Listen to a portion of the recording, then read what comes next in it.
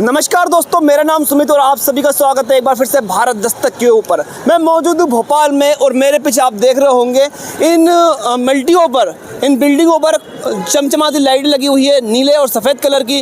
Doctor बाबा साहब अम्बेडकर की poster लगे हैं, होर्डिंग्स लगे हैं और मेरे ये पीछे देखिए एक ग्राउंड है जिसे जयंती मैदान, अम्बेडकर ग्राउंड के नाम से जाना जाता है, जयंती मैदान बोला जाता है।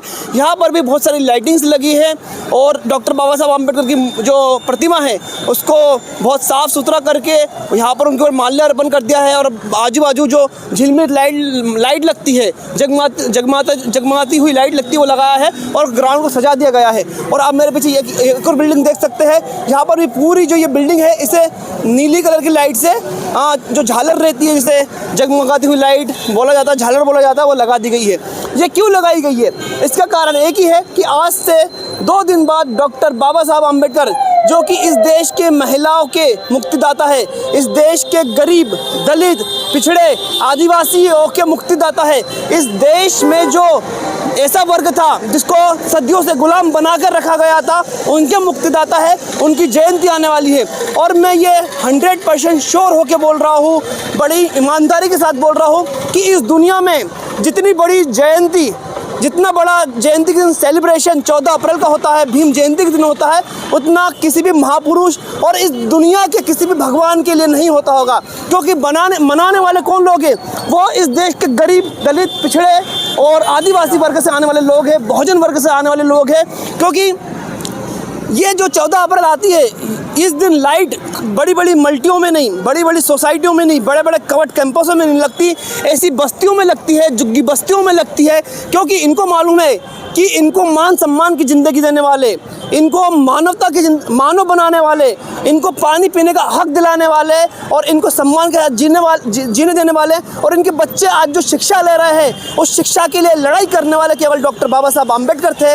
उन्होंने इनको मुक्ति दिलाई है, इनको जानवरों से इंसान बनाया है। इसलिए ये लोग इस 14 अप्रैल को, जो कि सिर्फ एक व्यक्ति की जयंती है, एक व्यक्ति सिर्फ इस दिन पैदा हुआ था जिसने देश का संविधान लिखा है और संविधान में सारे राइट्स सब कुछ दे दिया है और इन कुछ लोगों को इंसान बना दिया है।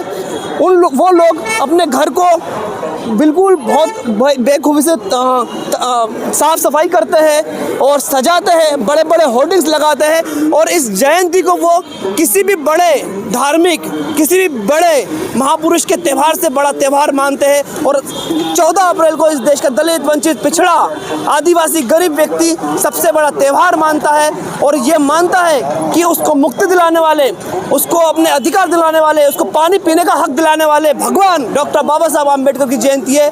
इसीलिए वो अपने घर हो, अपने चौक चौराहे हो, अपनी झुग्गी हो, अपना मकान हो, वहाँ पर उसको साफ सफाई करता है, उसके ऊपर लाइटिंग्स लगाता है और ऐसे बड़े बड़े तमाम लाखों कार्यक्रम, करोड़ों कार्यक्रम इस भारत में 12 तारीख 11 तारीख से शुरू हो जाते हैं, जो कि पूरे अप्रैल में चलते हैं। क्योंकि उनको मालूम है ये जो महीना है और ये जो 14 अप्रैल है, ये वो तारीख है कि एक दिन एक व्यक्ति पैदा होता है, एक मसीहा पैदा होता है, एक भगवान पैदा होता है, उनको सारी गुलामी से आज़ाद कर देता है और उनको इंसान बना देता है। उसकी जयंती है।